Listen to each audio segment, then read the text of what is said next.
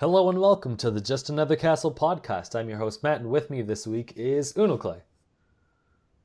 Hey! Hey, guy. Nice. I'm the only guy here this week. Yeah. Besides yourself, of course. Yeah, so it's just us two today, so we're just going to shoot the stuff and... Shoot the stuff. Yeah. All the stuff. I guess I was trying to be family friendly, and now it just sounds worse. Especially with our convo with Mike before. So yeah, we're just gonna shoot the breeze. There's the right phrase. Shoot the breeze about stuff we've been playing mostly. There hasn't really been much of any news, or at least not that I've been keeping up with. No news at all. It's the doldrums, the winter doldrums between like big announcements. Like we're getting the announcements that announcements are coming at this time of year. It's like what. Well, yeah, we had the showcase of we have indie games coming across like a couple of months, but there's some stuff that came out in March or supposed to. I don't know. I don't have a Switch, so I haven't really kept up. I just remember seeing some March release dates, and we're at the end of March, so Anyway, I guess we'll get on to what we've been playing and whatnot. So, an unfortunate thing happened to me. I brought my 3DS to work. And I said I brought my 3DS to work. And, your 3DS? Yeah. I thought you said your desk. I was like, you take your own desk to work. You need a better quite a job. task, yeah. Take out my desk. It's horrible. It takes forever to get there. We're just going to need to put your desk in the basement today, okay? Right, thanks. I don't even work in an office anyway. But anyway, I take my 3DS to work because when I have like my lunch, I don't really have much to do, and I still don't know most of the people, and the people I do know don't get the same break time as me. So it's either stare at TV or play 3DS. So I've just been playing 3DS, and I went up at one lunch, and at one point I thought I hit my 3DS against like the side of a desk or something. But it was fine after. And then a couple of days later, I went to go up for lunch, opened my 3DS, and I'll send you a link, Unoclay. It looks like this, which is not very good. Apparently, I must have hit it or something, because now there's a bunch of dead pixels. It kind of looks like if someone like hit something from the side of a TV. Usually, the color will change. In my case, it's just like a bunch of black pixels. It's not like one or two, it's a couple of 100, I guess. So my dilemma is I'll probably call Nintendo and see what's up, but I want to know if they can actually replace the screen without having to replace the system, because mine is a special edition Pikachu, and I don't want to send it in and be like, oh yeah, well we don't have any and we had to scrap the whole thing because we don't bother to repairing them. We'll just send you a different color. It's like, no, I don't. That's a tough call, man. You're gonna have to talk to him and see. Oh, because I guess it depends on what's wrong. I think it's just the screen's busted, but unless there's some other chips behind that, it's on the top screen for people who can't see it. So I don't think there's anything else on the top screen. I think all the processing and crap is on the bottom, and the bottom screen is fine. But I guess I'll have to find out what's wrong with that. I guess the upside is... Dude, it's so horrible. I'd be feeling so crappy. That's got, man. And usually, I'm pretty good with my devices. Even though I'm kind of a klutz, I still haven't broken any of my stuff. I'll almost drop something and I'll either drop it on a soft surface, or I'll trip and almost drop something, but I don't. Really, really stupid. So I'm usually good with that, but I don't even know how it happened here. I guess I hit it on something while it was in my pocket, whatever. But I guess I gotta feel really bad for you, man. Does the system still work okay? Other than the screen, it's working fine. Yeah, it's working fine. It probably will still work fine. I think it's just because it's the top screen probably is just the screen and no actual chips or anything. It should be fine forever. It's just that obviously that's a big nuisance to have this broken screen. But yeah, I guess the bonus side is that I don't really plan on using my 3DS for anything else because there's nothing really else coming that I'd care much about. So, I mean, I guess I was basically done with it. I'm only playing Kirby that you see there just because there's some like time trial mode or whatever, and it's just each level takes like 13 to 15 minutes, so it's like a good way to kill time. Just something to do. They did this week announce that there's gonna be 3DS announcement. It's at E3, if I'm not mistaken. Like, which I was did, but like big news. They're almost like, I liked that they're committing, because I would personally like to see 3DS continue. I think now that I own a Switch, I feel like there's room for both. Because the Switch is such a premium product, the golden goose as we've called it, that there is a time and a place when you're not going to take your Switch places. I can say without a doubt, it's tougher to imagine using it as casually as I've used my 3DS for years. And I was really excited to see that announcement. And so I think getting your 3DS repaired would be a good move, because maybe there will be more things this year, and even going forward, I could see it potentially being sustained. I'm not sure. So yeah, I don't know. I guess it all depends on the games. Like the Pikmin one looks all right, but I mean, I could live without playing that because it looks okay. But I would still probably want to get it replaced, like regardless, even if I wasn't going to use it, which is weird because I'm kind of the person who doesn't like revisit playing old games, so it technically wouldn't have a reason to, but I also don't want to like a busted system either. But this got me thinking, actually, because I thought about some getting jobs in the industry I want to get into, and I would have to commute, and that technically it takes an hour to get to the city, but if I was going to like an actual place, it'd probably take like 90 minutes to maybe 2 hours, which kind of sucks. So I thought like maybe I'll actually get a Switch, not now technically, but like sooner than I expected, because I don't really see much coming to 3DS that I would really care about, and like the Switch is portable, so I'd actually get use out of that. So I'm like, well, there's Snake Pass and Steam World and a bunch of other indie games that are either have released this month or are coming out fairly soon. So I mean, if I picked it up like now or in a month, like there'd be some stuff there. Oh yeah, without a doubt. There's gonna be plenty of the indie and the small stuff from the looks of things that's gonna attract you. What I wish they would do with 3DS, even if they don't want to eat their own lunch. Mm-hmm. They don't want to like release. What'd you make your lunch for if you're not going to eat it? Well, they don't want to eat their own lunch and eat their own supper at the same time, to stretch the analogy all the way around. They don't want the stuff that's supposed to be convincing you to buy a Switch to be also on the competing system. That's the Zelda's a one-off. They're like, that's because we made a promise to you. Wii U owners, we're not gonna cancel it.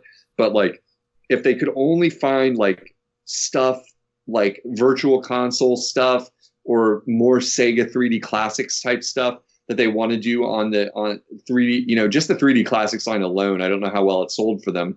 No data there, but like those are awesome, and that stuff's not going to be possible on the Switch. So just if they kept like a semi-steady stream of stuff like that coming to it, like smaller games and ports and things like that of older games on the 3DS, to keep it a viable. I mean, they had an insane Christmas for 3DS selling it, and why wouldn't you support that? People ponied up the money partly because a Pokemon game came out, partly because somehow it just had a resurgence of popularity suddenly. That it's like, a handheld system, that plays Nintendo games. I just remember Nintendo's awesome. I was playing it on my phone recently, or whatever happened. I was in a retro game store literally today, and I heard someone come to the counter while I was browsing games and say, "Do you have any used 3DSs?" And the guy said, "No, unfortunately, as soon as we get them, they sell." He said that in my presence. He said, and he gave him the prices. He said, an XL, this is a used store, not a GameStop, like a true, like kind of mom and pop one front retro game store. And he said, we're charging $130 for an XL, and I think he said $100 for a regular.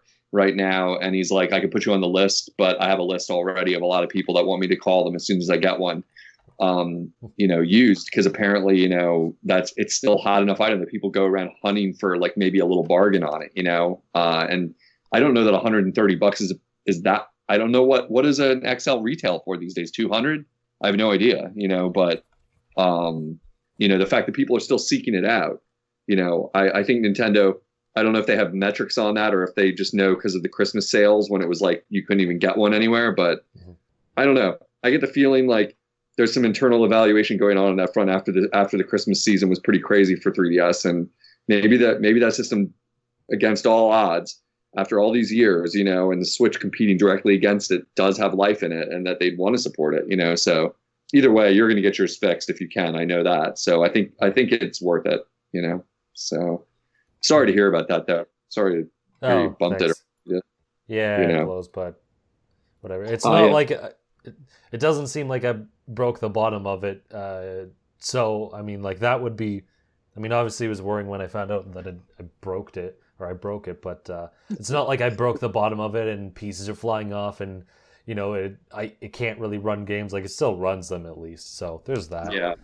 Also, then I have to make awkward conversation with like people in their 50s or whatever in the lunchroom that I don't really know, and then I just have to awkwardly stare at the TV playing like nothing for the next 25 minutes. Yeah, welcome to the working world, my man. My wife always brings a book, and she's like, everyone thinks I'm an alien because I read a book at lunch. Yeah. And she's like developed a habit. She's like, in order to make it less awkward, I tell them, I'm like, I'm not trying to ignore you. I know it might look like I am. I just need some quiet time when I eat my lunch so that I can go back out and do my job. And maybe you could try something like that, So it's like you have to walk that fine medium of like not being a rude jerk where everyone hates you, but like doing what you need to do, like to be sane at work, because like, yeah, that lunch hour is your prerogative. You should, I used to go to my car. I used to go to my car and sit and eat lunch. I didn't want to like have that awkward like thing you're describing. So I was just like, screw it. I'm just going to go to my car because I would want to read my book too. My wife and I are both big readers. I was like, everyone's going to be talking to me while I'm trying to read my book. Like, no way. Like, I would just, as long as it was decent weather, I'd go sit in my car and chill out and just like kick back the seat and be like in my own little world for a few minutes or whatever. But got to figure it out.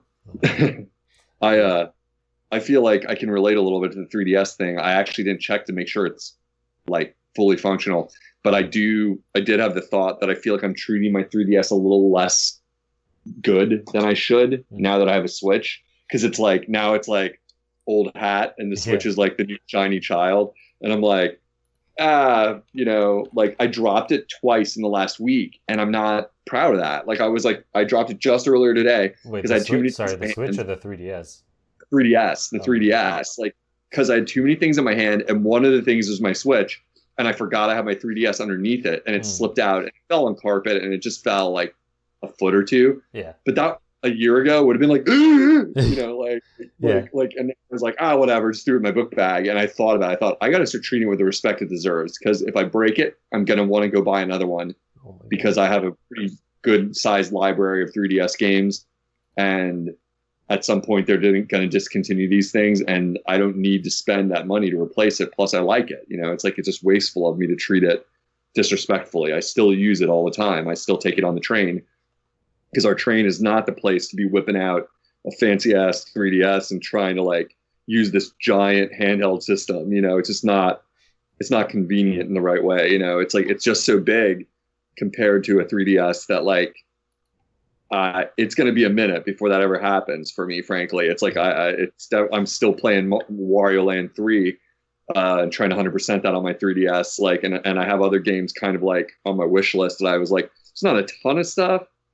And that's why I'm saying I would be glad if they had more games come out for it that I cared about. Because like, I'm not an RPG guy, so many games are off the table for me, and I'm like, I need more action games. I need more platformers. I need stuff like this Pikmin game, all that kind of stuff to keep my 3DS lively. So. Anyhow, I'm sorry about that, man. Sorry. So what you've been playing is what you haven't been playing. You haven't been playing. Yeah. Yes. Well, before I move on to what I have been playing, speaking of juggling things, a lot of the time I'll have like my iPad and it'll be open in like some angled view or something, and I'll have like my dish of food or dinner or whatever, and then also holding like a glass. So it's like if someone tried to fake me out and trip me, I'd drop everything. But I'm like, I'm Yeah. not walking back 2 times. I'm doing it all in one. Yep. Lazily Yep. efficient. Yep. I know that So- feeling well. I have Somebody's do that. I have coffee stains all over the carpet of my house because of that exact theory. That I'm like, I'm not going back downstairs. I can handle coffee, 2 computers, like a deck of like writing that I have to do for my work, like and then my dog. Like, let's throw in another funny object and a dog. Like, I'm gonna carry all this up the stairs at one time because God help me, I'd spend 1 minute coming back down here. Yeah. So, Like, I can't be bothered to make 2 trips. I can't be bothered with that. No, diet, dude. And then I'm like, Ain't got always time spilling. for that. I ain't got time for that nonsense. Now I'm just sitting here scrubbing the carpet for 5 minutes because I Yeah. spilled coffee everywhere. It's just inexcusable behavior as an adult here. Just Well, a my young dad'll child. my dad'll carry like just his cup of coffee, and there's coffee stains like all over the bloody house. I don't know how he does it. How he somehow doesn't figure out how to hold a coffee cup. I mean, for me, it's like I drink so much coffee that like it's actually surprising the whole house isn't brown. Like, because it's like I have a cup of coffee right next to me right now, and it's 9:45 at night. Like, I have Oh a my cup of coffee. gosh. Right here. Yeah. So yeah, that's what it is. I love coffee. What can I say? I'm gonna have a drink of it right now. Oh man. Yes, I'm definitely considering getting a Switch if I have long commutes, because like, I mean, I have Smash Bros on my 3DS, but I've already like beaten all the challenges and things, and that time of playing that much has passed, and there's not really much else I want to download. Maybe like the Striker Gunvolt games; those look pretty good. But, Those do look okay. But yeah, I mean, they like, do look that's not going to last that long. So, exactly. but I did play Zelda. Not a whole lot of it because I've been busy and taking more shifts and working on crap. But I did finally beat a dungeon, which is funny. I thought I was going to beat one last time, and I thought Eli was basically done, and he was like, "No, I didn't beat a dungeon either." And now we've finally beaten a dungeon. He's not here, obviously, but I beat ostensibly the first one. As I was talking with Unoclay off the podcast, I'm pretty sure it's the first one. I think Impa tells you to go to one in particular, and I went to that one in particular. I'm wondering if like either Impa has different dialogue trees, or because you said that to me earlier, and I was thinking she didn't. Maybe it's because it's been a while, and for the listeners, we're dancing around spoilers because I'm behind Matt in the game, and like I'm Mr. Anti-spoiler, like big time. Who isn't these days? But I mean, like I'm real sensitive about it. But like I don't recall her specifying one. Like I don't recall that. I'm not saying it didn't happen, but like I just don't recall. So I've been just wandering, kind of figuring I'll find something eventually, and it sounds like you're saying you get the feeling the game is kind of pointing you in one direction. So I'm wondering if I'm even going in the wrong direction right now. I'm just like out there somewhere, like, and it's pretty hard where I am, and I'm like, I'm liking it, and I'm just doing random things, whatever happens to follow my path. But I'm not sure if I'm on the right path, like, so to speak. Let me just check. Yeah, I don't remember if I don't recall. I recall, like, I'm pretty sure, but I'm not going to spend like 5 minutes looking it up either. I could have. It's possible I wandered there, but I'm pretty sure she tells you to go to one place, because you go to an area and then like a character kind of leads you to the area. Nope, that doesn't happen to me. So interesting. Okay. Interesting. So where have you gotten? Obviously you met Impa, but did you just say like, "See you later, lady," and then just do what you wanted?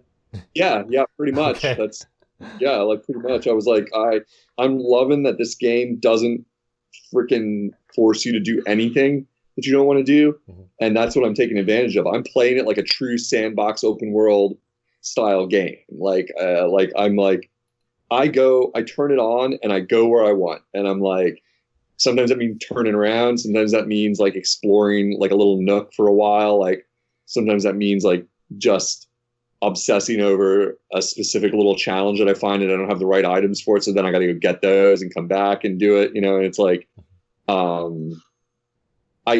given part of my view of this is that given the Switch's launch schedule and given that there are many interesting or cool games on tap in sometime in the future, but like that the only big completely AAA number one top of the pile confirmed game, I mean, Splatoon 2 could arguably be AAA for Nintendo now. Like it's hard to say that given most of their top games have been around for like 20 years. So it's like almost like hard as an old head to be like, this new upstart Splatoon, is like top of the pile, like it hasn't even been sanctified with a Smash Brothers entry yet. You know what I mean? Like you haven't been paragon of like you haven't been anointed by Miyamoto yet. Like you're good, but let's see where you are in 5 years. Like let's see if anyone remembers Splatoon in 5 years. You're not the next Pikmin guy. Don't get a big head on your shoulders. But like so maybe that and Mario Kart is a port, so I'm sort of not counting it. It's like it's almost like yawn Mario Kart 8 again, like a little bit for me. Like but so Mario Odyssey is at the other end of this year, so I'm like more than ever, even though I'm a saver to begin with, encouraged to like really take my time with the Zelda game because I'm like, it's so amazing, it's so good.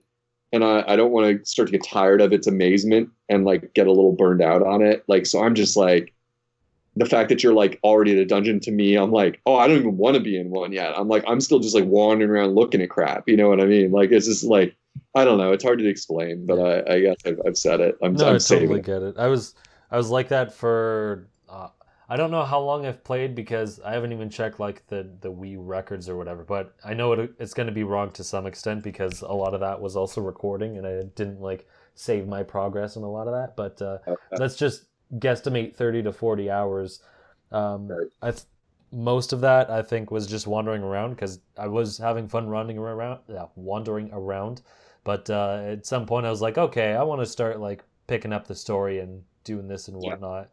Because then I'll just, I don't really like games like Minecraft where there's nothing, you have no goal, do whatever you want. And it's like, okay, well, I'm just going to get bored. So I was getting to that point where I'm like, okay, I think I've wandered enough where I want to like change things up before I start like getting bored in a sense, like besides just going to like a new region and seeing what's there. So that's why I did that. Because I don't want to say too much, but I'm scared that if I just went through the story, it would be incredibly short. So that's why I've been putting off like a dungeon. So, right. So I'd beat a dungeon. But anyway, on to the dungeon. I don't know. You can tell me to shut up because I won't say like specifics of it, I guess. Like I'm not going to say this is a puzzle and this is how to beat it, but you can tell me what you count as spoiler or whatever. I'll have my finger on the audio mute button like right here. So I'll just mute you, and if you're trying to get my attention, it might be because I'm on mute for a second. So we'll see. Or at least message me if you're gonna do that. But it's like some other people have said, it's not as in depth as other dungeons in past games, and it's more along the lines of a shrine, or maybe a bit more developed shrine than a dungeon. The first one, at least, is okay. I did get lost at some... Well, not lost, because it's pretty clear where you should go and what to do, but I did get confused at one part, and I realized I was just being stupid and approached like the puzzle really wrong. It was one of those moments where... Oh, I'm echoing. No, I'm not. It was one of those moments where you're like, how am I supposed to beat this? I don't know. I'm on the verge of getting a guide. And then you look at it and you're like, oh, I'm an idiot. I should have done this. So I'm just saying, I'm skipping in and out. Like I'm just like pressing the button and then like making you like an audio chop so that I don't hear anything. I'm just like, I hear you going, and then I was, and then I thought, I'm like, sounds good. It's very vague. Cool. Sorry, I'm not trying to be rude. It's like it's so weird to like not know what, because I sometimes think you think I've seen anything, And like for me, as far as I know, I don't know anything. Like I'm like Yeah. I know No, I didn't. nothing about this Yeah. game. You know what I mean? Like I'm like I know nothing even about what people are saying about it. That I'm like, oh well, you gotta remember, Grandpa here. I don't got that Facebook stuff and all that. I'm like, I don't No, know it what people was are saying about it. Like I only know what you're saying about it. Like it's funny. yeah. Yeah, sorry. Hey It was just everybody, in we're relation to this past podcast. games. I was saying. Yeah. Gotcha. But yeah, it's. I guess don't expect in-depth dungeons like all the other games. It's more like a shrine than anything. I mean, I only played one, so take it with a grain of salt. Maybe this first one isn't as involved or something, and the rest are. I don't know. Um, Gotcha. I'm echoing. I heard you go. It's and then I heard, and then I heard nothing, and then I heard you go. So take it with a grain of salt, and I'm like, I will. We're a Nintendo podcast, and hey, everybody who tuned in, we can't talk about Nintendo because I'm anal. No, it sounds great. I'm not even trying to be rude at all. I'm just super worried about this aspect of it. As is Mike, I think. Like I half think Mike isn't here because he's like, strikes me as almost as crazy as I am about it. Where it's like he doesn't want to hear anything about stuff, and I'm like when he actually likes something, which is admittedly happens once in a while. You know, so it's like I'm wondering if Mike's like, no, I can't even hang out with these guys right now. You know, the Zelda stuff. You know, the Zelda. So yeah, but let me ask you general questions. Sure. Is the game, you're much further ahead? I would doubt I've played 30 hours of it yet. I probably played like 20, 25. Would you say it remains? Are you still as impressed with the game? Are you starting to have like find flaws with it, like at that amount of time? Is the game still as impactful to you in the same way, or is it like maybe like, okay, so now that you're past that first week where it's like, yes, this is a 10 out of 10 game, has it slipped to a 9 yet, or is it still a 10, or what, you know? Like I don't think it's gotten worse or anything, but I think I guess the open world and do-to-want aspect obviously isn't as impactful as when you play it brand new, which is kind of obvious. Like you settle into it, of course. Right. I haven't really explored as much as before, but I think that's because I'm trying to like get into the story and get into that kind of thing and start actually doing side quests and whatnot. So fast traveling and whatnot. Sure. So I think I'm changing how I play. My feelings are changing a bit, but that's just because I'm doing different things or I have different things in mind. So Gotcha. I'll probably go back to exploring some other point, but But I'm afraid of I'm still having a lot of fun with it. what I following up on what you're saying about like you were like deciding to move forward and like, you know, making the decision. Like I'm getting near that point in some ways, but there's sort of a caveat for me, and you could probably relate to this. Like I'm a little afraid that like so many games after you finish them or get close to finishing them, you kind of are bored of it. Mm-hmm. And then you don't go back and do all the other stuff in the game. And so I have that feeling with a lot ahead. of games. That's why I tend to do like a lot of like with Skyrim or whatever. That's why I would do a lot of side quests, because to me it's like, okay, all of your abilities and whatnot lead up to the final boss, and then after you finish the final boss, well, what else is there to use all your equipment on? Nothing. Exactly. Or at least nothing that you know of. Exactly. So it's like, do I want to rush this or not? I don't know if there's other giant bosses in Zelda that I'm not aware of, because who knows, shrines aren't all the same that I've found out. I don't know how much that really changes, but I don't, like, they obviously have mini bosses and bosses like, or boss like enemies in the overworld. Right. But yeah. Actually, Speaking of bosses, I'll say this much about the boss in the dungeon. I don't know if you'll pause this or not. I'm clicking in and out already. All right, As so soon as I started to say I'm going to say something about a boss, I started hitting the mute so button. I'm not gonna say like the patterns or anything specific like that, but I will say I don't think it's.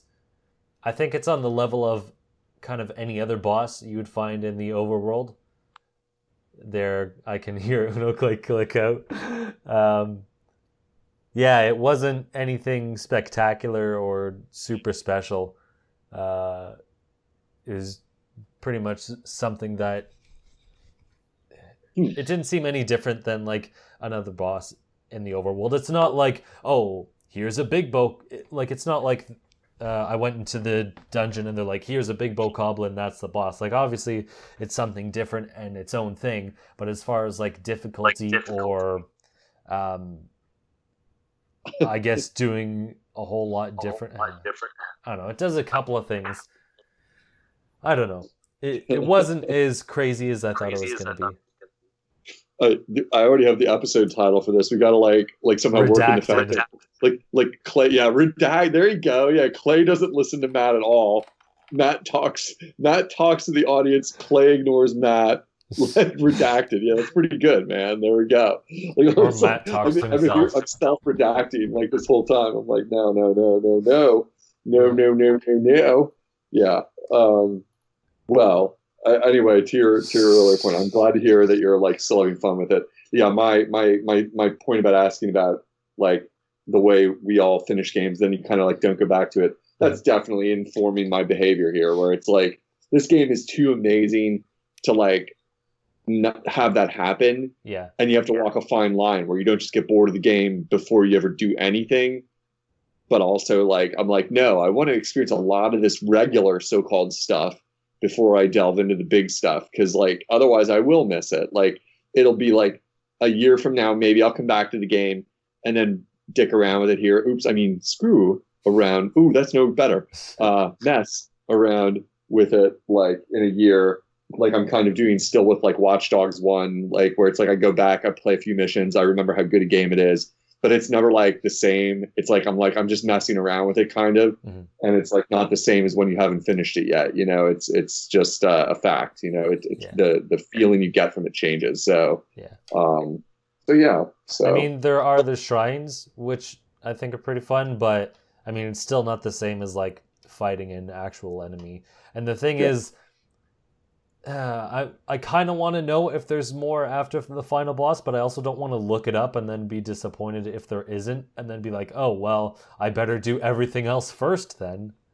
I can not to drop a spoiler on you, but there is, and it's called DLC. Oh, because hey, I mean is stuff like, I don't have to pay for. Oh, no. Yeah, like there truly is. But see, that's a conversation I don't know we've had yet. But now that you've like, I wish the other guys were here for it, so maybe we'll have to remember to ask them. But now that you've played a little of Zelda and seen how truly magnificent it is, did your feelings toward the DLC change? I mean, like to be honest, I'm not that far into Zelda to say. Like, I haven't really done much story content. There's some things with Zelda I've done, and then just the one dungeon, so that's basically nothing as far as I'm like I've ran around the overworld for 30 hours, but have basically not progressed in any form, so I wouldn't really say I'm well informed on Zelda. But like I never really cared that they had DLC, because we knew from the beginning they basically haven't started it, and like all the other content they have is like nothing content, to be quite honest. It's just filler crap. Right. The story DLC is the only like real substantial thing, and that comes out 8 months from now. So clearly they're not holding on to it. So there's nothing to really be upset about. And like if you ask the people who are actually upset before this DLC was announced, hey, if you could get another dungeon, would you wait 8 months for it? They'd all say no. So I mean, they'd be hypocrites to really be that much pissed off. So it's like, yeah, obviously you want it now. Boo-hoo. Well, I don't want to sound like I'm uptight or something, but I mean like one dungeon. Well, I don't know if this is a spoiler. I won't say anything. I'm sure. I don't know where you were going with that. Yeah, I just decided not to. But I mean, like maybe one less dungeon will be more impactful in this game than other games, but they clearly haven't started it, so it doesn't really matter to me. It's when you release something like a month later or like a week later, or in Resident Evil's case, like 3 days later. It's like, yeah, you are obviously holding on to this for money.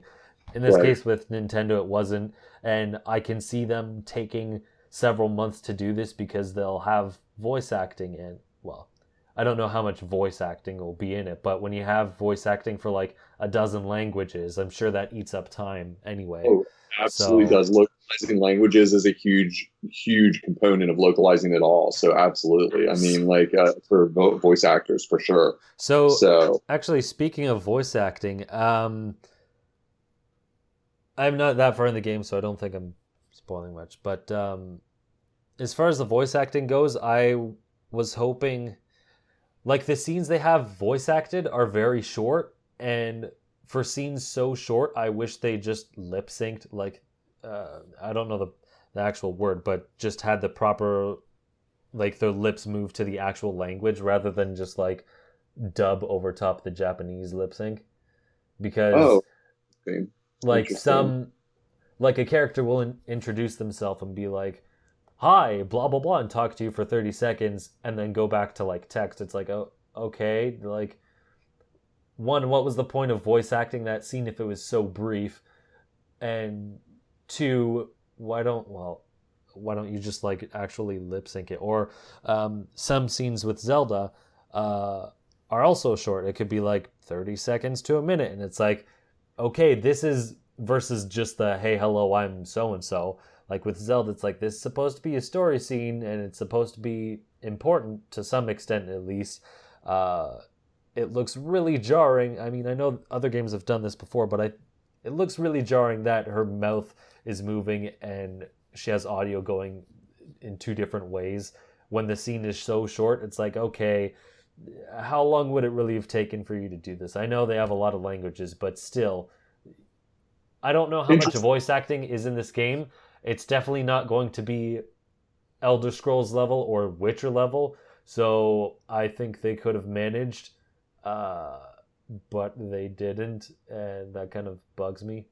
Interesting. I didn't notice that. I'll have to pay attention the next time I encounter something where someone's talking extensively, because I think Zelda are the only scenes, well, I wouldn't say only, but probably the scenes you'll find earliest that have any, that are extended in any I've seen two of the hidden memories, if that's what you're talking about. Okay. And so now I can actually say a word for it.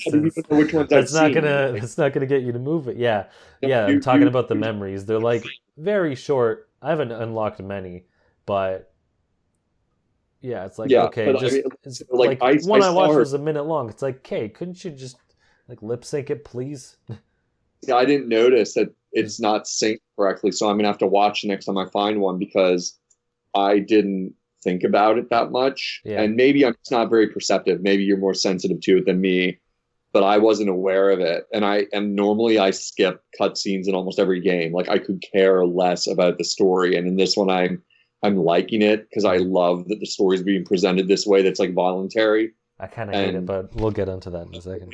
Interesting. I love it because it doesn't force me at certain set points to have to like sit there and listen to a narration. Like, if I find one of those areas that has story content, I don't have to go in it. And I'm like, okay, I'll just skip it and come back over here later when I want to waste my life sitting here staring at a screen and not playing a game. Like, you know, it's like, because that's why I usually skip them. I'm just like, I want to play a game. I don't want to sit here and listen to someone talk. Like that's just not how I play video games. So I like the voluntary aspect of it. And I like that they're super brief. Like that I'm like, okay, this isn't dragging on where I'm starting to be like, if I wanted a movie, I'd go get my DVD player fired up, you know, like, sure. I want to play video games. I'm just not a cinematic gamer kind of person.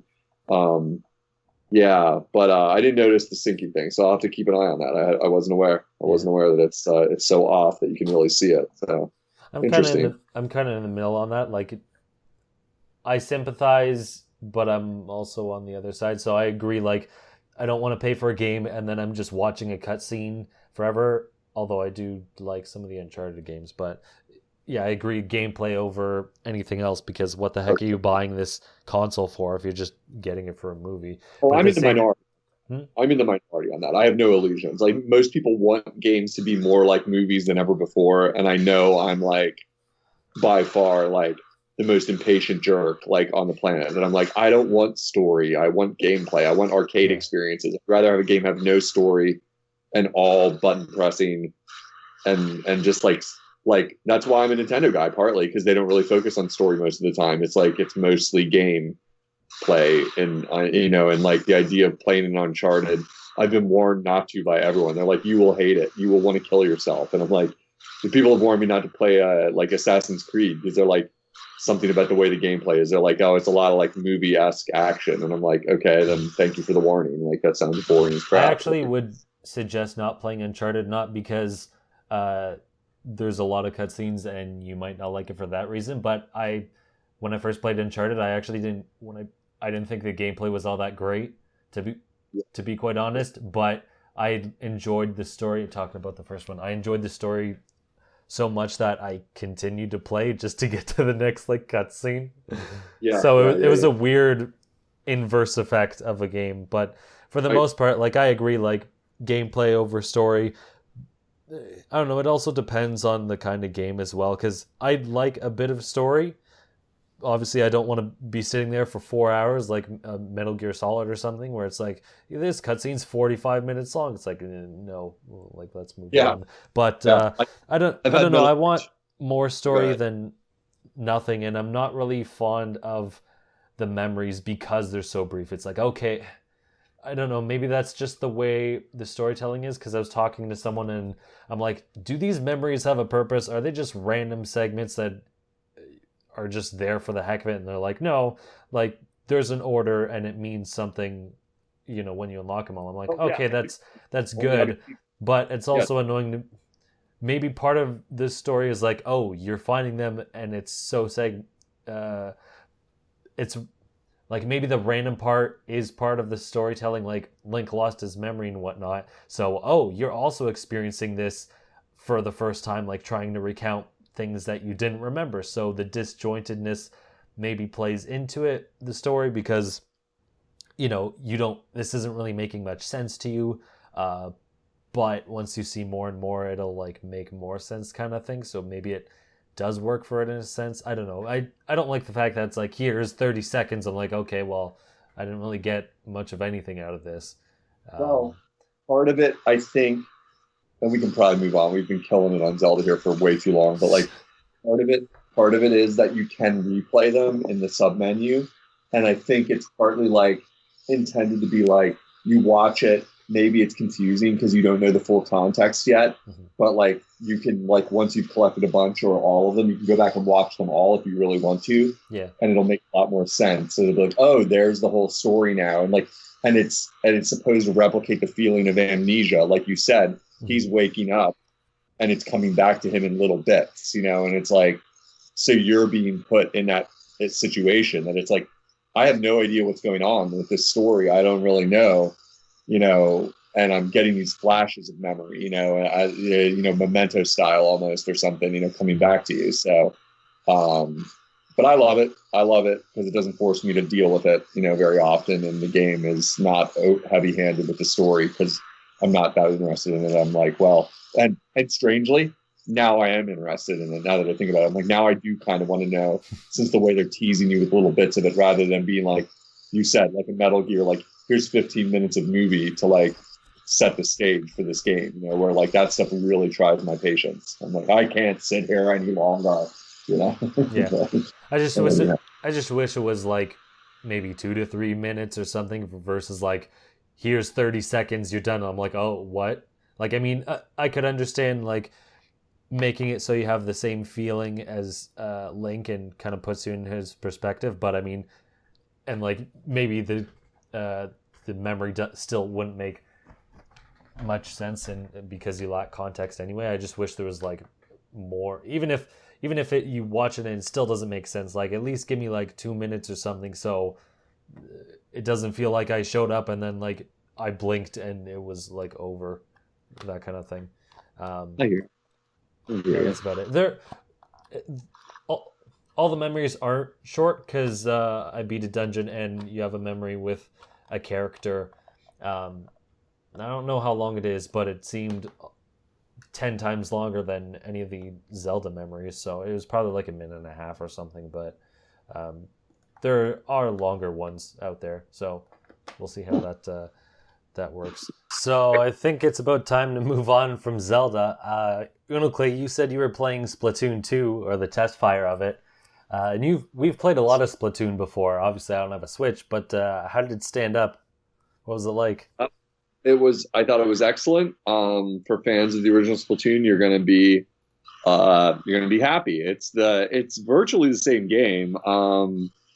In a good way. There's new weapons, obviously. You got the dualies, I think they're called, which is like, I didn't get enough time with them to like really say how different they are. You got your dualies with the, like, I guess you have a gun in each hand. It's supposed to be the idea, and like, so you got kind of ink coming at like in a different pattern.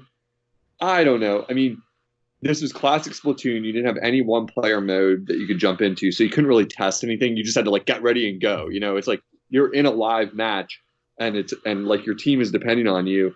And so like even like the character that carries the dualies has a roll mechanic now that you can like duck and roll. Seems to be like a defensive maneuver sort of, but I couldn't even figure out what it's really supposed to do in the limited time I had, because like you can do 2 rolls in a row, sort of like Link rolls in Ocarina or something. Yeah. But like, it's like I didn't know what the point of it was, but it didn't hurt anything. It was like, okay, so this character can roll a couple times if I need to. Neat. The new maps were neat. I mean, I start to wonder, playing these 2 new maps, how many new ideas can you really do with like an arena fighter, with maps? Because like they were not, to my perception. I played about 2 hours. I played 2 of the test fires almost the whole time. Well, maybe an hour and a half.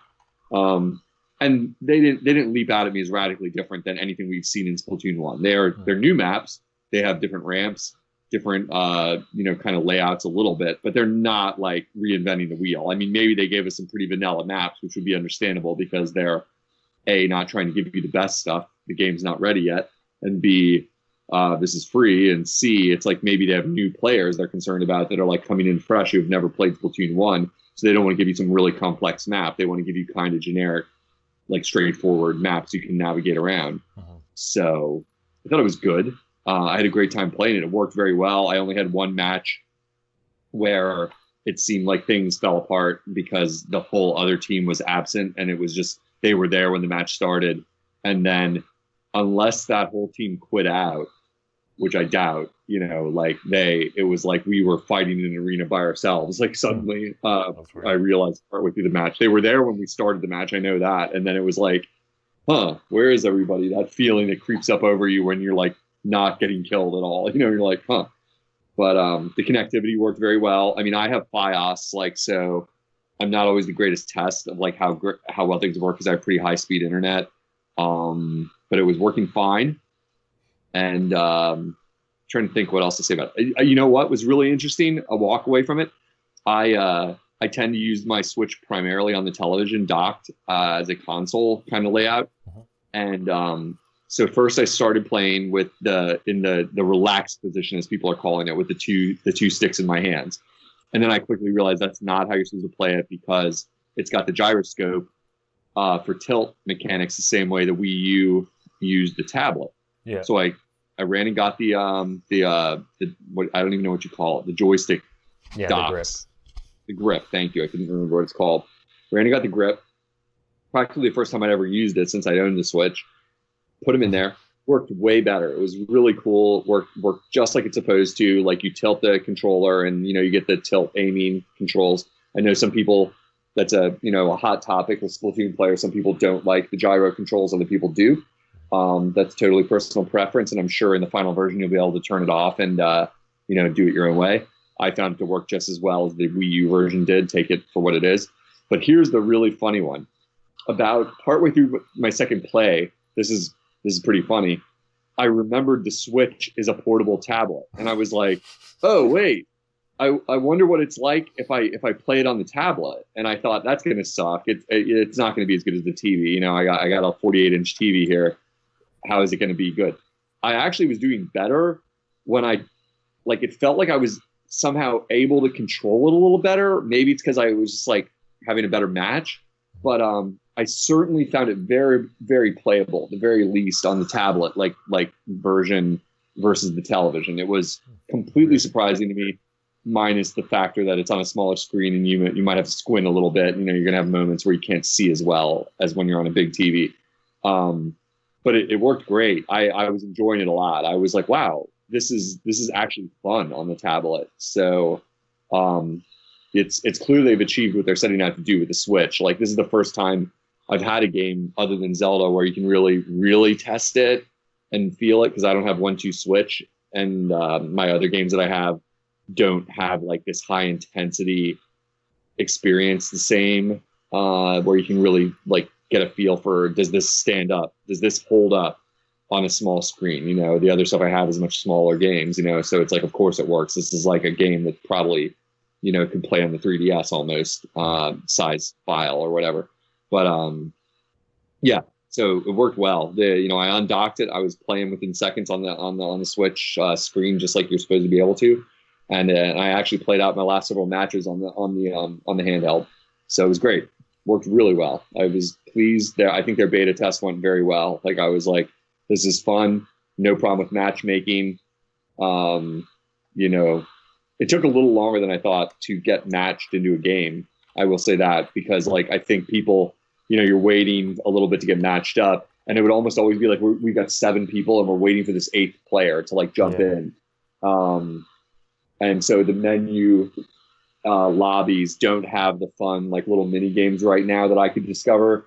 The only entertainment you had while you were in the lobby was like, you could kind of control the music soundtrack with the joystick, sort of like almost like turntables.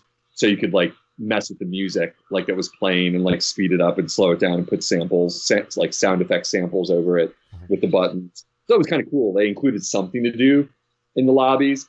And I even tried like scanning my my Splatoon amiibo to see if it would like load up like one of those arcade games like that they had in Splatoon 1.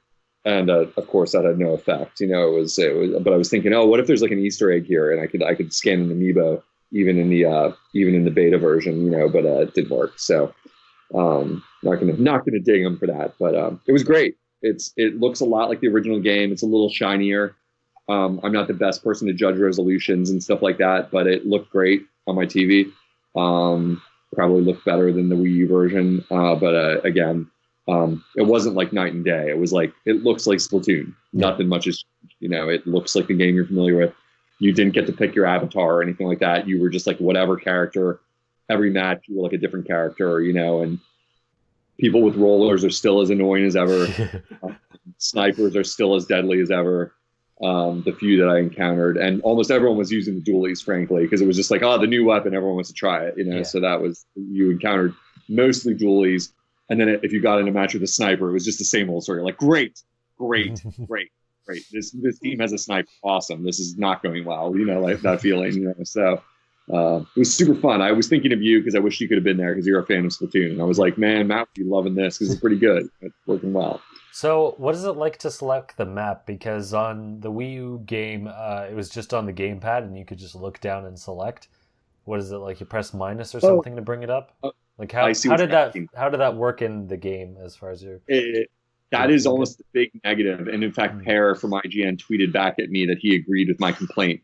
The solution they came up with is probably the best idea you can come up with, since I didn't understand your question at first. Since on Splatoon on Wii U, as we all may recall if you've played it, the map is on the tablet, and you can jump around on the map and use the map efficiently via the tablet, without leaving the main game screen like on your television.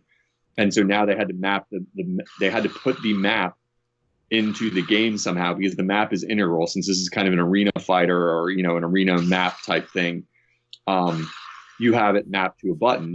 I'm not trying to pun there. The map is assigned to a button. And the trick was that for some reason, the button they chose to be the map button is what the jump button was before in Splatoon, the hop button.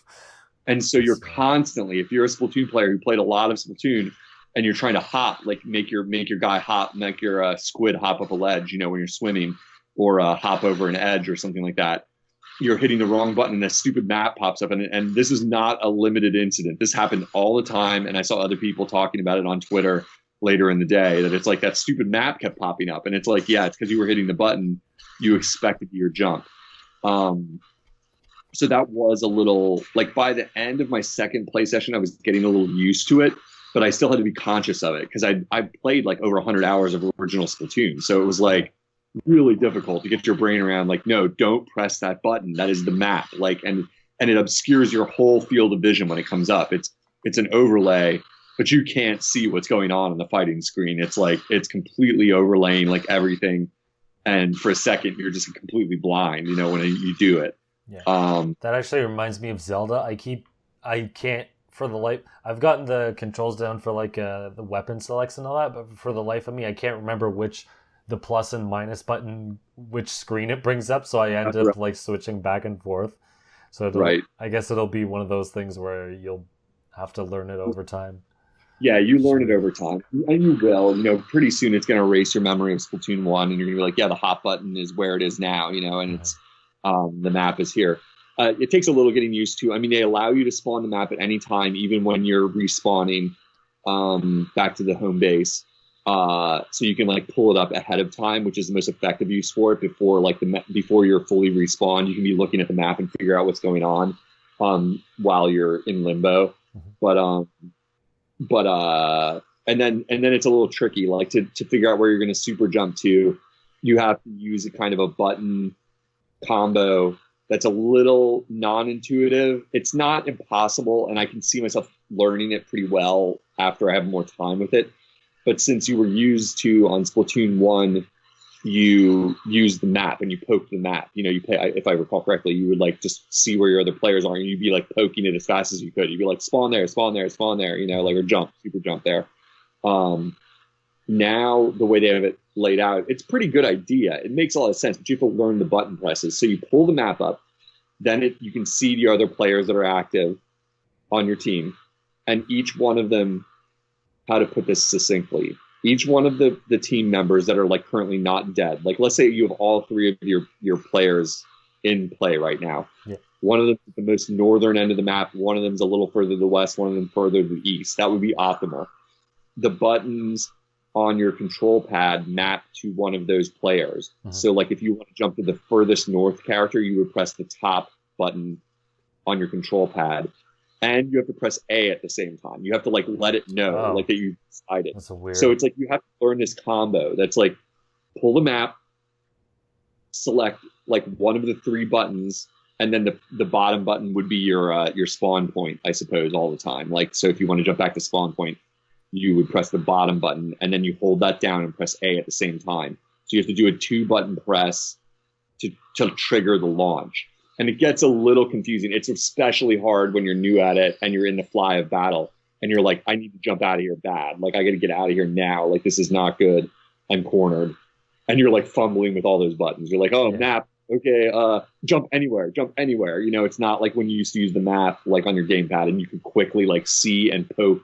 It was just a little more intuitive. You could poke the place you wanted to jump to and be gone, you know, and it was like, it's clunky, but it works. Clarify something for me. So is it just like, let's say the D-pad, the up is mapped to one character and the others are mapped to like the other specific characters, or is it just the up is whoever is closest to the north, or is that just like your example? It's the last one. Like it's always changing. It's not like your player A, your player B, your player X. No, it's like it's kind of better that way, frankly, because like it works better because the thing is you wouldn't have time to figure out who's where. The way you're describing it, like you'd be like, oh, where's player A? Oh, he's over there. You know, that feeling. You just have to visually see where you want to go and then pick the button that matches that area of the map. So yeah, there's a little bit of juggling, especially if like everyone was in a straight line, then it would be hard. Like for sure. You'd be like, oh, which one? Yeah. You know, like which one? You can try them all really quick. You'd be like, which one do I want? Because when you tap the button before you press A to launch it, you see it like highlight on the map. Like it's like, okay, I've selected the guy that's over there. No, I don't want him. I want the other one. So you try a different button, you know, so to speak. So yeah, it's not perfect. Yeah. especially because you played it on Wii U, which worked a lot better. It's like we never knew we'd be looking back at Wii U and being like, "This is perfect," but that game worked really, really well with the gamepad. Hmm. And this is a compromise they had to make. It's very clear. It's like this is a change, like, to the way the game will function. But you'll learn it. It's not impossible. It's an intelligent system. It's not the easiest, but you'll get it. After a couple of games, it was. I mean, all said and done, I probably played less than 20 matches. So it was like you're juggling a lot of like learning, where you're like, oh, I'm trying to. But yeah, you were always pulling that stupid map up when you didn't mean to. That was the number one thing you noticed, because as soon as I tweeted about it, Pear responded and was like, that was really annoying to me too, that jump button switch, because it really confuses you. You're always pulling the map out when you don't mean to. You're like, no, putting it away. It always happens at the worst time. It feels like you're like, no, Can you I'm move dead. while the map is up? I believe you might be able to, Okay. but it uses like a blur effect. Like, so the primary Yeah, game so you screen, can see like the map more clearly. and you see the map over it, so it's like hard to even see what's going on underneath it. So I didn't try it. I think you might still be able to walk around, yeah, like under the Just map. so you I'm can sure. like run out of the way of people or something. Like obviously not play. It's just Yeah, so you're I not think- like dead in your tracks. I think you're absolutely right. I mean, that would be insane if you couldn't. So it's like I'm almost positive you can, but the map is so overwhelming, like, that I hadn't even tried it really. It's just like, no, go away, map. Is your only feeling, or quickly consult map as fast as you can to figure out what you need to be doing here. Like, I was trying to practice it by the end, like practice just pulling it out and putting it away on purpose to like look at the ink, because you can't tell how the game's going unless you pull out the map either. You're like, oh, how much of the map is inked? Oh, okay. I better get over there. Like, I better get over here. Like, it's getting bad over there. I better go help my buddy. Like that kind of thing. So it's going to be a learning curve. It's a new day. And they're making some concessions. It's clear I had been worried about this myself going into it, being a big fan of the game. That I was like, how is this going to work without the two screens? But it's reasonable. It's not unplayable at all. And everyone I saw online talking about it seemed like people had fun with it. So I felt like in good company. It was like, no, it worked well. I was in a match within 2 minutes of the playtime starting. When they opened the gates. I was like loaded up and locked and loaded and ready to fight. And the online service seems to be working well. So I was pleased. I'm looking forward. Did they confirm if they're having more test fires? Is that confirmed, or is that just me wondering? Like, I can't recall. Like, if that's ever been said, like if this is like one of many, or if it's the only one we're having confirmed for now. I mean, I'm sure they're gonna have more, given that we're a few months away, like from launch. It's like, why wouldn't they want to test it some more, like, and create some more hype at some point? But yeah, nothing I can find. But yeah, I wouldn't doubt if they have like another one closer to launch, like let's say a month away, just to kind of hype it up and be like, here you have access to some more stuff you weren't able to before. Of course. I don't know if the original, I think maybe it had one. I'm not sure. I only remember at least one of them, but yeah, that's cool. Splatoon, I'm really excited for it. I guess funny. It's funny. I was just making one comment. It's funny because, like, I'm sure this has been beaten to death by people, but like, the name of this game should be Splatoon, like 2. Yeah. But like that whole branding fiasco with Wii, that like they're just too scared of anything clever like that now. They're like, people are going to be like, what is it, the same game? Like, like, oh, it's the same game again. It's like, no, it's spelled different, you idiots. 2. See it right there in the title. It says 2, but I'm like, because it's so like, it's such a missed opportunity to call it Splatoon 2 instead of calling it Splatoon. And I'm like, well, they just don't want to go through that again. So, what it is. The people who actually want that don't know anything. That'd be a horrible way to name a game. Just it would confuse people, and it would. I forget. I think I had another word for it, maybe convoluted or whatever. Like the new Fantastic Four is, well, it's not new anymore, but it's Fan 4 Stick, because there's a 4 in place of an A. Like it looks stupid. And if you're searching for it, it's also stupid. You would have to like write, no, I want you spell Splatoon right, and it's like, oh, it's talking about the first game or the second game, and you got to change it. You're like, no, put in the year it releases so I can get the specific one I want. And just you're right. You're probably right. Search, I believe they call it search engine optimization. Like, I'm thinking of it like if I was still working at a video store where you have to like search a name, and if you were to put like Splatoon 2, it wouldn't obviously come up because it's the wrong name. You'd have to spell it like the wrong way with a 2 in the middle. It's like, no, it would look stupid. See, like I like clever stuff like that. I hear what you're saying. It looks like, too internet-y, like the lead speak or whatever. Well, it's because the vibe of Splatoon is supposed to be almost like millennial leap speak, like kind of like too hip for school kind of vibe. Like it's supposed to be like, what up? We're super cool 90s, like super vibrant colors, like crazy times, DJs and talking cats. It's like, like it would feel like right for the ethos of Splatoon, sure. Like the sassy Splatoon vibe or whatever it is, But like you're right, like having the number in the middle is probably not a good idea, which is like what I was imagining, Like well, like even if it was like the text of it, like with a W in it, like that would be also weird.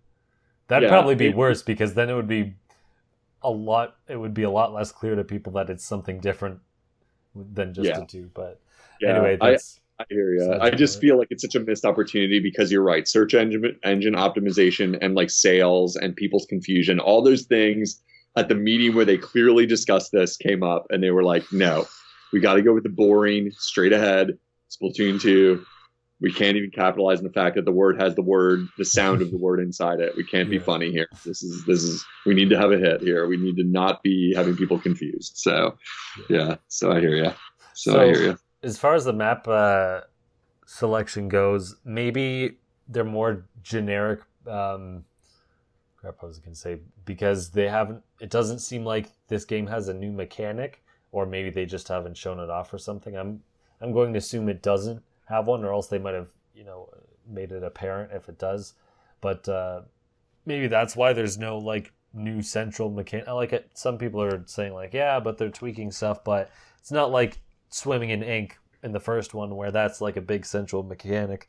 It doesn't seem like there's any new big push to center the game around, so maybe that's why these stages aren't like fantastic, because there's nothing new to grab onto and like develop around. Yeah, I mean, if I had to bet, it was like what I was saying about like not knowing what audience is playing it, like, and not wanting to throw out like some level with like elevators and like who knows, like warp points or anything. It's like this has got to be vanilla. This is a vanilla. We're mostly interested in making sure the architecture online is working right for the Switch. Like that is our number one goal here, is to see what happens when we have, thousands upon thousands of people pile onto the server all at one time. Like what happens? Does the whole thing go down in flames, or does it like hold up fine and add players like in a reasonable fashion? Like that's guaranteed what they were testing the most. Like, does the game work second almost? It's like, does this game work? Well, we know the game works.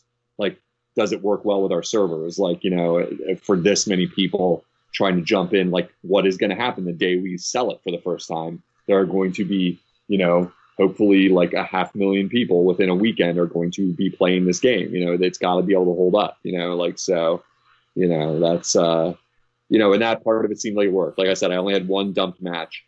And the rest of the time, I did have a lot of matches, now that I'm thinking about it, where one player was missing. You always have that like 3-on-4 situation, but that could be the people. You can't really say what that was. It's like that. The odds of 1 out of 8 people quitting a match, like or turning their system off or doing something else idiotic, like is high. So it's like that happened fairly frequently, where it felt like somebody was missing. And I would see like, oh yeah, we blew you out of the water, but that was so unfair. Like that was 4-on-3, situation. So hard to say there. I hope that wasn't like on them. It didn't feel like it was, because that happens in regular Splatoon all the time. So, it's like, well, hard to say. But you got to get yourself a Switch eventually, boy, because you and me were all about that game back in the days. Hopefully it doesn't launch anytime soon, and I'll get a Switch when it comes around. Then we'll start playing. I need my C+ bros, like I need my I've been here. Yeah, I can't wait too long because if it releases and you start playing it, it's like, okay, by the time I get into it, you're not going to want to play it anymore. So, Yeah, gotta I make mean, sure I'm that good at happens. games. I still put in Splatoon 1 on a fairly regular basis. Like if Oh, I'm just really? feeling like it's a good game. It's like, it's great for like pick up and play like online action because Smash is a commitment. It's late, it's middle of the night. I'm not going to sit down and play Smash. Like I'm just going to get my butt kicked first of all. Yeah. Second of all, like it is good pick up and play if you're good enough for it, but like Splatoon is so much more like just a silly, goofy, good time, Yeah. and it Well, takes it's 2 minutes. easy to. You're in, I think it's easier to have fun in Splatoon and jump in and have fun in Splatoon than it is Smash Brothers because Smash Brothers, you're probably gonna play 1-on-1, and that could be an easily one-sided fight where you're just sitting there and getting punched in the face yep. endlessly. I mean, sure, you can get beaten up in Splatoon badly, but it doesn't have. It's not the same feeling. No, it isn't. So It isn't because you can just run around and be silly in Splatoon, even if yeah. you're like your team's getting decked. You can go hide in the corner and just spray ink around and just have fun and like Yeah. feel Well, like you're contributing. So. Yeah. Well, you can't be like blocked into a wall or cornered into a wall. Where Smash Brothers, someone could have you in a combo, and you're like, okay, I don't know what the heck I'm doing here. Right. Yeah. So, right. like, Well, no one in Splatoon is gonna have 4 people gang up on one person. Is what I'm saying. Most of the time, except for those few times where you have a match where you're like, you've got like your you're team like left the point. match. They're on your spawn point, and you're just Yeah. like, ooh, like you just can't even get out of the spawn area. You're like, this is hell. Like it's happened to me a few times where that's been like that feeling. You're like, my team must be underwhelming, and these guys are well. Oh, I see. They all have Japanese names. I get it. like I am not up to the task here. Like this is people that have been playing this game more than me. I get it. So, yeah, but it was good, and I'm looking forward to a lot more. I think it's coming out there. What are they saying? Late summer for Splatoon? Like is something like that. Something like that. So they got a lot of time. This is definitely going to be their big push for like getting the online service subscription going. Like where it's like, look, we have one game currently that is like really hot and new. I mind you, new, not like Mario Kart, which is not new, fun but not new. That's going to be it's everyone. It's not even a secret. I think it's like an open secret that it's like, yeah, this is the game that's going to sell the online service because it's hot, it's relatively fresh concept, and people love playing it. And like at the very least, we got a whole nation of people.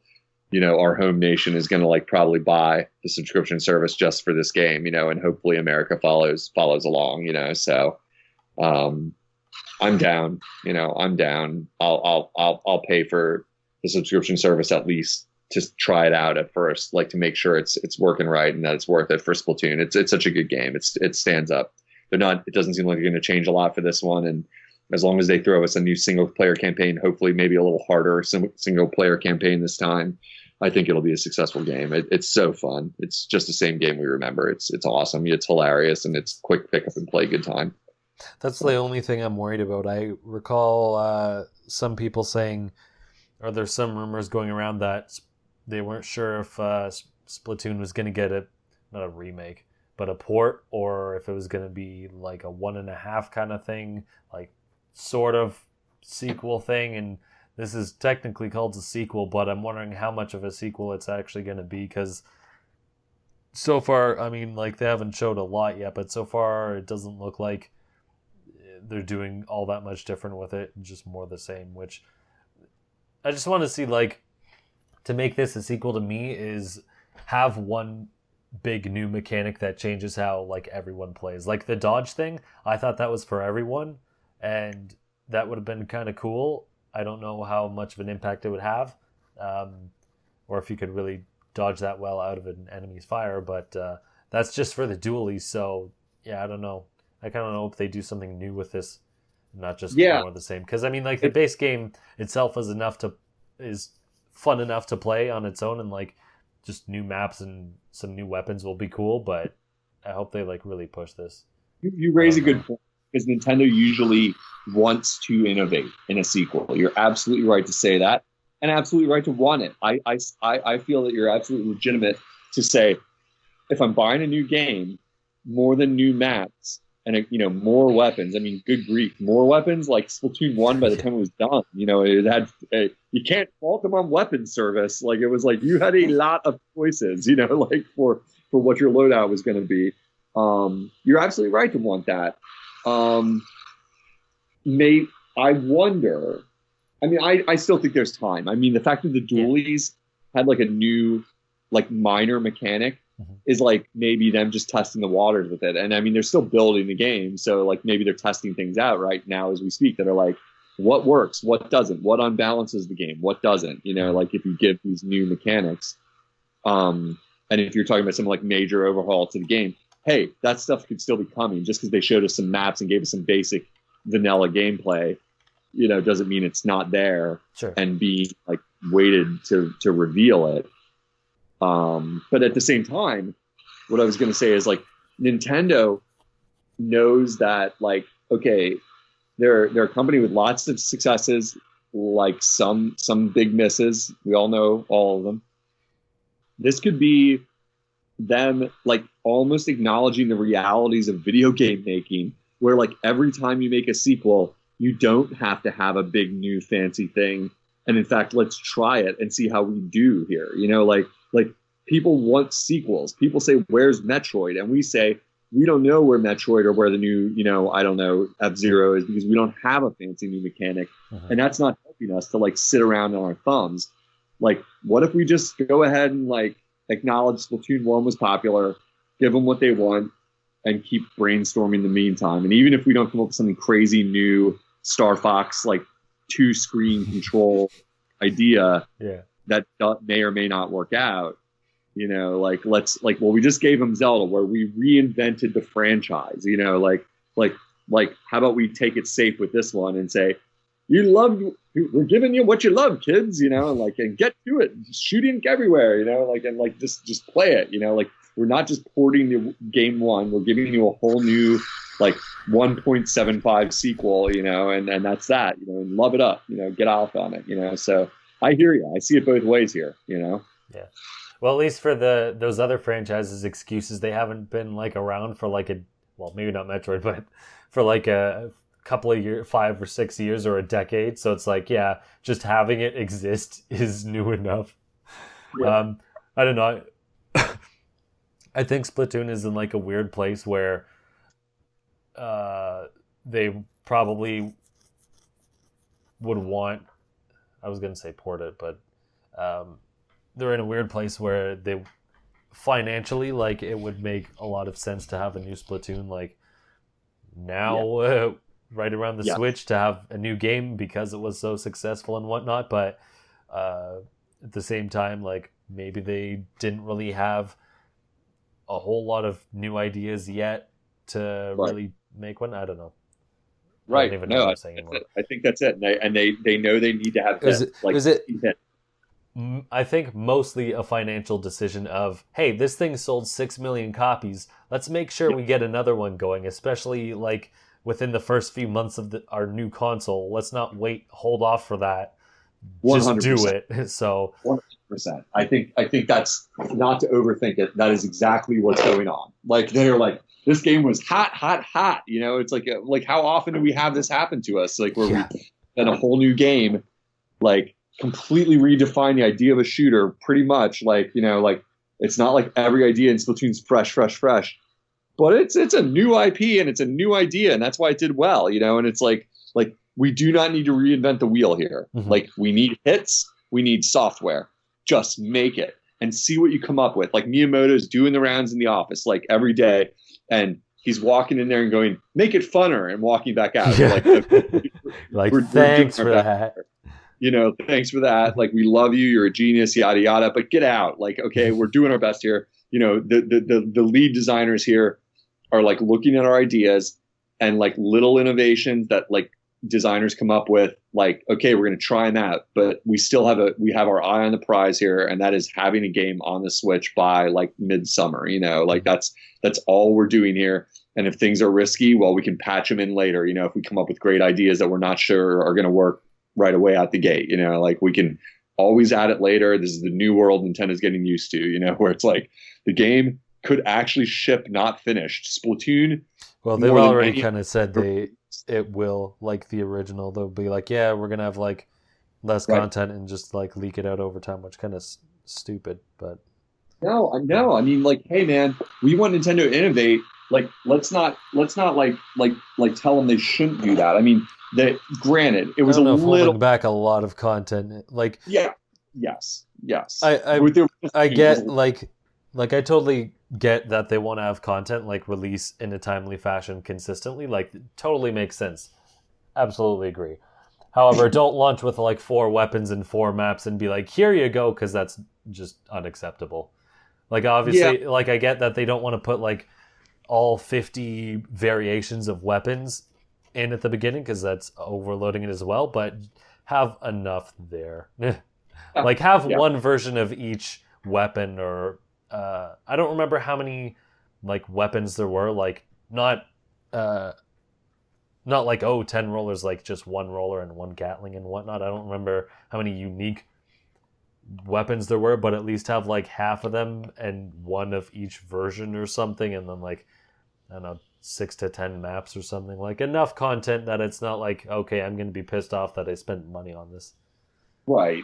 That's fair. I do think that the original Splatoon release was a little thin. I will grant you that, but I I got to come back to the idea that like Nintendo does not innovate enough. And the idea that they were willing to try something so kooky like that for them, like to ship a game where it's like, well, technically it's sort of not done, but we're going to not look at it that way. We're going to look at like, we're having a rolling release for this game and it's not going to cost you a dime. And we're going to just make sure that you get this stuff when it's ready for prime time. And we're going to keep the hype alive. Like we're consciously, openly creating hype with this, where we can talk about the game every month or two. You know, I don't know. That's kind of cool in a way. Like it's just a different way to think of a game release, where it's like, at least, I mean, you're not getting charged. You know, you're like you're getting new stuff and like livening it up. I don't know. I see both sides of it. I completely agree with your statement. Like, have enough there at start. That's a big gray area. You know, that is a gray area. Like, what's enough? You know, for Sure. some people, nothing's enough. For Have some more people, than the original Splatoon. That should be a big enough guideline. that's a fair. We can leave it at that. That is a fair request. Yeah. A little more than the original Splatoon, because we already know what this game is like. It's not like we need like the training wheels like for a month. You know, like we don't need the training wheels. So yeah. I'm with you there. Just I have enough, because I don't find it acceptable if I buy something and it's half finished. Like, then you shouldn't launch it now, or I'm not going to buy it for whatever months, because it's just stupid. Like, I don't know. There's a lot of things going on in the industry with people launching games half finished and all these bugs, or easy or early access now, where it's like, hey, I didn't even start anything, pay me. I came up with like a notepad or an idea on a notepad. Well, it's not that crazy, but I'm exaggerating. But yeah, there's a lot of nonsense in the industry of give us money, we haven't done anything yet, or very little to show for it. Yeah. So yeah. I know. I get what you're saying. I think we're on the same page. Yeah, but yeah, I think that's pretty much it. I did want to bring up the fact that a day after so I think it was last week we were on, I was saying, when's Bloodstained going to be canceled on Wii U? Because that's definitely not coming in 2018 on the dead console. The console's dead now. Like, there's no point. And then a day later, they said that it was canceled on Wii U. So that's pretty funny. Like, Yep. I believe that. I believe in true Just Another Castle podcast fashion, you should say, called it. Yeah. Called it. do a little Eli dance.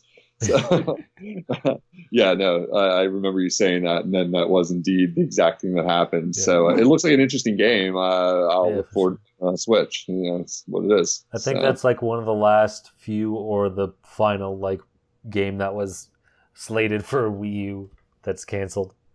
Yeah, I can't imagine any other ones that are still out there that haven't canceled by now.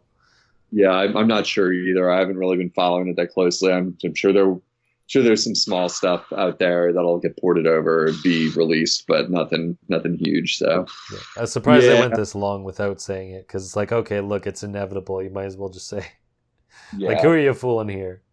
Yeah, that's true. It's what it is. Nintendo even said it. You know, it's a graceful. We're giving it a graceful retirement. We're not shooting it in the head. You know, but it's definitely over. It's a system that has lived out its days. You know, for better or for worse, and it's a new dawn here. But you're still playing it. You're playing Zelda, and you're loving it. So enjoy that one. And I'll be holding on to it because of Shovel Knight, just so I don't have to buy another copy of Shovel Knight. Yep. Get all that juicy free content. Someday you'll wake up and realize you miss you miss playing Mario Maker, and you'll come back to the fold with me. Nope. So. I'm not buying that again. But yeah. Good, man. The other night I was having a good time with the other night again. It still holds up to me, but I hear you. Yeah. Nice.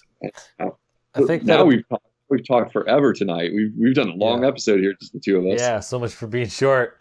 All right, but I think that'll wrap it up for this week. You can find me at the Mango Viking on Facebook, Twitter, and YouTube. And I was going to call you Eli. Force of habit. Unoclay, where can people find you and not Eli?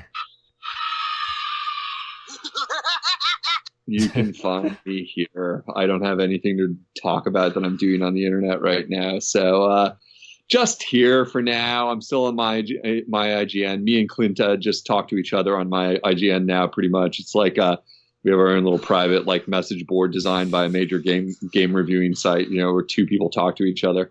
Your private message board on a public platform. Yeah. We have our private public message board, just me and one other person, the two staunch holdouts who are almost daring each other to be the last one, you know. So you die first. No, you die first. Yeah, he'll message me every couple of days and be like, "You still here?" And I'm like, "I am." That's what we say to each other.